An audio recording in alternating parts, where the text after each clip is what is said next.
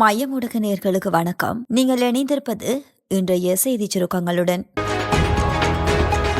யாழ்ப்பாணத்தில் சட்டவிரோத சொத்து குவிப்பு என்ற சந்தேகத்தின் அடிப்படையில் நபர் ஒருவரின் வீட்டில் நேற்றைய தினம் சோதனை நடத்தப்பட்டது. யாழ்ப்பாணம் பண்ணி பகுதியில் உள்ள வீட்டிலேயே போலீஸ் மற்றும் விசேட அதிரடி படையினர் சுற்றி வளைப்பை மேற்கொண்டனர். யாழ்ப்பாணம் நீதவான் நீதிமன்றத்தில் போலீசாரால் மேற்கொள்ளப்பட்டுள்ள தேடுதல் அனுமதிக்கமைய குறித்த சோதனை நடாத்தப்பட்டது. சட்டவிரோதமாக சொத்து சேர்த்த சிலருக்கு எதிராக யாழ்ப்பாணம் குற்ற தடுப்பு பிரிவு போலீசார் விசாரணைகளை முன்னெடுத்து வழக்கு பதிவு செய்துள்ளனர். இதன் ஒரு கட்டமாக குறித்த நபரின் வீட்டில் சோதனை நடத்தப்பட்டதாக போலீஸ் தகவல்கள் தெரிவிக்கின்றன. பெண் ஒருவர் தனது 67 வயதான கணவரை தலையில் உலக்கையால் அடித்து கொலை செய்ததாக மிகுந்தலை போலீசாரார் தெரிவித்துள்ளனர். இறந்தவர் 2 பிள்ளைகளின் தந்தையாவார். இவர் ரஜரட்ட அபிவிருத்தி வங்கியில் பணிபுரிந்து ஓய்வு பெற்று மிகுந்தலை கிரிக்கெந்தகவில் வசித்து வந்தார். குடும்ப தகராறு காரணமாக மனைவி வீட்டிற்குள் இருந்த உலக்கையால் தாக்கியதாக போலீசார் தெரிவிக்கின்றனர். தாக்குதலில் பலத்த காயமடைந்த நபர் அவரது குடும்பத்தினரால் மிகுந்தலை மருத்துவமனையில் அனுமதிக்கப்பட்டு பின்னர் மேலதிக சிகிச்சைகளுக்காக அனுராதபுரம் போதனா மருத்துவமனையில் அனுமதிக்கப்பட்ட போது உயிரிழந்துள்ளார். இந்த சம்பவம் தொடர்பாக இறந்தவரின் மனைவி போலீசாரால் கைது செய்யப்பட்டுள்ளார். தென்கிழக்கு வங்களா விரிகுடாவில் அந்தமான் தீவுகளுக்கு அருகாக புதிய காற்று சுழற்சி ஒன்று உருவாகியுள்ளதாக யாழ்ப்பாண பல்கலைக்கழகத்தின் புவியியல் துறையின் சிரேஷ்ட விரிவுரையாளர் நாகமுத்து பிரதீபராஜா தெரிவித்துள்ளார்.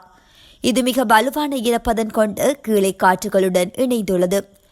ஏற்கனவே இலங்கை தென்மேற்கு பகுதியில் வளிமண்டல தளபல் நிலையொன்று காணப்படுகின்றது. இந்த காற்று சுழற்சி அடுத்த 48 மணி நேரத்தில் மேற்காக நகர்ந்து இலங்கைக்கு தெற்கு வங்களா விரிகுடா பகுதியை அண்மிக்கும் என்று எதிர்பார்க்கப்படுகின்றது. இதனால் ஏற்கனவே குறிப்பிட்டபடி எதிர்வரும் 9/12/2025 முதல் 13/12/2025 வரை இலங்கையின் பல பகுதிகளுக்கும் கனமான மழை கிடைக்க வாய்ப்புள்ளது. குறிப்பாக இலங்கையின் வடக்கு, கிழக்கு, வடமத்திய, மத்திய மற்றும் தென் ஊவா, வடமேல் சப்ரமுக மேல் மாகாணங்கள் கனமழையை பெறும் வாய்ப்புள்ளது. ஏற்கனவே இலங்கையின் பல பகுதிகளுக்கும் கனமழை கிடைத்த நிலம் தன்னுடைய நிரம்பல் நிலையை எட்டியுள்ளது. எனவே அந்த பிரதேசத்தில் தொடர்ச்சியாக 50 மில்லிமீட்டருக்கு மேற்பட்ட மழை கிடைத்தால் அப்பகுதியில் வெள்ள நிலைமைகள் ஏற்பட வாய்ப்புண்டு. எனவே மேற்குறிக்கப்பட்ட நாட்களில் தாழ்நில பகுதிகளில் உள்ள மக்கள் வெள்ள அனர்த்தம் தொடர்பில் அவதானமாக இருப்பது அவசியம். யாழ்ப்பாணம் பண்ணை கடல் பகுதியில் நீரில் மூழ்கி 2 இளைஞர்கள் நேற்று மாலை உயிரிழந்தனர். யாழ்நகர் பகுதியைச் சேர்ந்த 18 மற்றும் 20 வயதான இருவரே உயிரிழந்துள்ளனர். பண்ணை கடலில் நீந்த சென்ற நால்வர் நீரில் மூழ்கியுள்ளனர். இதனை பார்த்த அப்பகுதியில் நின்றவர்கள் நால்வரையும் மீட்டு யாழ்ப்பாணம் போதனா வைத்தியசாலையில் அனுமதித்துள்ளனர். இதன்போது 2 பேர் உயிரிழந்ததுடன் 2 பேர் சிகிச்சை பெற்று வருகின்றனர். சம்பவம் தொடர்பாக யாழ்ப்பாணம் காவல்துறையினர் விசாரணைகளை மேற்கொண்டு வருகின்றனர். போசா சிறைச்சாலையில் கைதிகளை மாற்ற முற்பட்ட போது இடம்பெற்ற மோதலில் சிறைச்சாலை அத்தியட்சகர் ஒருவர் காயமடைந்துள்ளார். போசா சிறைச்சாலையில் உள்ள கைதிகள் சிலரை அவர்கள் தங்கியிருக்கும் சிறை அறைகளிலிருந்து வேறு சிறை அறைகளுக்கு மாற்ற முற்பட்ட போதே இந்த சம்பவம் இடம்பெற்றுள்ளது. இந்த இடமாற்றங்களுக்கு கைதிகள் எதிர்ப்பு தெரிவித்ததுடன் இதன்போது கைதிகள் நடத்திய தாக்குதலில் சிறைச்சாலை அத்தியட்சகர் காயமடைந்துள்ளதாக தெரிவிக்கப்படுகின்றது. சிறைச்சாலை அத்தியட்சகரின் மூக்கில் காயம் ஏற்பட்டுள்ளதாகவும் சிறைச்சாலை வட்டாரங்கள் தெரிவித்தன. எனினும் தற்போது நிலைமை கட்டுப்பாட்டுக்குள் கொண்டு வரப்பட்டுள்ளதாக தெரிவிக்கப்படுகின்றது. இதேவேளை போசா உயர் பாதுகாப்பு சிறைச்சாலையில் இருந்து 2 ஸ்மார்ட் தொலைபேசிகள், 13 சிம் கார்டுகள் மற்றும் பிற பொருட்கள் உட்பட ஏராளமான கைபேசி பாகங்கள் பறிமுதல் செய்யப்பட்டுள்ளதாக காவல்துறை சிறப்பு அதிரடிப்படை தெரிவித்துள்ளது.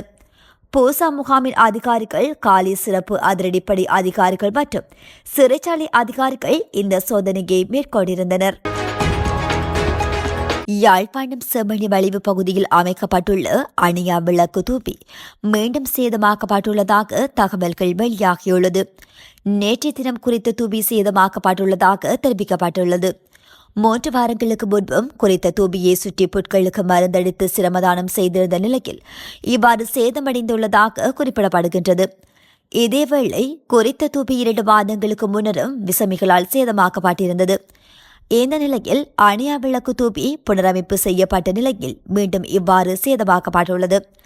செம்மணியில் மனித புதைகுழி அடையாளம் காணப்பட்ட பகுதியில் கடந்த ஜூன் மாதம் 23 மற்றும் 24 மற்றும் 25ஆம் தினங்களில் அணையா விளக்கு ஏற்றும் சிறு தூபி அமைக்கப்பட்டு அதில் தீபம் ஏற்றப்பட்டமை குறிப்பிடத்தக்கது. யாழ்ப்பாணத்தில் இடிமின்னல் தாக்கத்தால் தேவாலயம் ஒன்று பகுதியளவில் சேதமடைந்துள்ளதாக தகவல்கள் வெளியாகியுள்ளது. யாழில் நேற்றிரவு நிகழ்ந்த இடிமின்னல் தாக்கத்தால் இந்த அனர்த்தம் நிகழ்ந்துள்ளதாக தெரிவிக்கப்படுகின்றது. குறித்த விடயத்தினை யாழ்ப்பாண மாவட்ட அனர்த்த முகாமைத்துவ பிரிவின் பிரதி பணிப்பாளர் TN சூரியராஜா தெரிவித்துள்ளார். அதன்படி உடுவில் பிரதேச செயலர் பிரிவுக்குட்பட்ட J187 சங்கவேலி கிராம சேவையாளர் பிரிவில் அமைந்துள்ள அன்னை வேளாங்கண்ணி தேவாலயத்திலேயே இந்த இடிமின்னல் தாக்கம் இடம்பெற்றுள்ளது. அத்துடன் இந்த இடிமின்னல் தாக்கத்தால் உயிர் சேதங்கள் எவையும் ஏற்படவில்லை என அவர் மேலும் தெரிவித்துள்ளார். இதேவேளை நாட்டில் கடந்த சில தினங்களுக்கு முன்னர் நிலவிய சீரற்ற காலநிலையினால் 627 பேர் உயிரிழந்ததுடன் 190 பேர் காணாமல் போயுள்ளதாக அனர்த்த முகாமைத்துவ நிலையம் தெரிவித்துள்ளவை குறிப்பிடத்தக்கது. அண்மைய மோசமான வானிலை காரணமாக ஏற்பட்ட நிலச்சரிவால் இடம்பெயர்ந்தவர்கள் சேதமடைந்த குடியிருப்புகள் அல்லது அந்த நிலங்களுக்கு திரும்ப அனுமதிக்கப்பட மாட்டார்கள் என்று அத்தியாவசிய சேவைகள் ஆணையாளர் பிரபாத் சந்திரகீர்த்தி கொழும்பு ஊடகம் ஒன்றிடம் தெரிவித்தார். நிலச்சரிவு ஏற்படக்கூடிய நிலங்கள் அரசாங்கத்தால் கையகப்படுத்தக்கூடும் என்றும் நிலங்கள் மற்றும் வீடுகளை இழந்தவர்களுக்கு மாற்று நிலங்கள் வழங்கப்படும் என்றும் அவர் குறிப்பிட்டுள்ளார். நிலச்சரிவு ஏற்படக்கூடிய பகுதிகளில் மக்கள் வசிப்பதை தடுப்பதற்கு தொடர்புடைய நிலச்சட்டங்களில் திருத்தங்கள் செய்யப்படும் என்று சந்திரகீர்த்தி குறிப்பிட்டுள்ளார். சுனாமிக்கு பிறகு அதனால் பாதிக்கப்பட்டவர்களுக்கு அரசாங்கம் நிலத்தை வழங்கியது. ஆனால் கடலரிப்பு அல்லது சுனாமியால் ஆபத்தில் உள்ள பகுதி நிலங்களை கையகப்படுத்தப்படவில்லை. இதன் விளைவாக இடம்பெயர்ந்தவர்கள் புதிய நிலத்தை தக்க வைத்துக் கொண்டு தங்கள் பழைய நிலங்களுக்கு திரும்பினர் என்று அவர் குறிப்பிட்டுள்ளார்.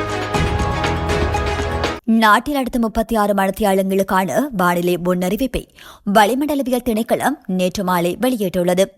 இதன்படி வடக்கு வடமத்திய கிழக்கு மற்றும் ஓவா மாகாணங்களிலும் மாத்தளை மற்றும் நுவரெலியா மாவட்டங்களிலும் இடைக்கிடையே மழை பெய்யக்கூடும் என எதிர்வு கூறப்பட்டுள்ளது. நாட்டின் ஏனைய பிரதேசங்களில் பிற்பகல் 1 மணிக்கு பின்னர் மழை அல்லது இடியுடன் கூடிய மழை பெய்யக்கூடும் என வளிமண்டலவியல் திணைக்களம் குறிப்பிட்டுள்ளது. மேல் மற்றும் சப்ரமுக மாகாணங்களிலும் காலி மற்றும் மாத்தறை மாவட்டங்களிலும் சில இடங்களில் 50 மில்லிமீட்டருக்கும் அதிகமான ஓரளவு பலத்த மழை பெய்யக்கூடும் என தெரிவிக்கப்பட்டுள்ளது. இடியுடன் கூடிய மழையின் போது ஏற்படக்கூடிய தற்காலிக பலத்த காற்று மற்றும் மின்னல் தாக்கங்களினால் ஏற்படும் விபத்துகளை குறைத்துக் கொள்ள தேவையான நடவடிக்கைகளை மேற்கொள்ளுமாறு வளிமண்டலவியல் திணைக்களம் பொதுமக்களை அறிவுறுத்தியுள்ளது. இத்துடன் மையத்தின் இன்றைய செய்திச் சுருக்கங்கள் நிறைவு பெறுகின்றன. நன்றி.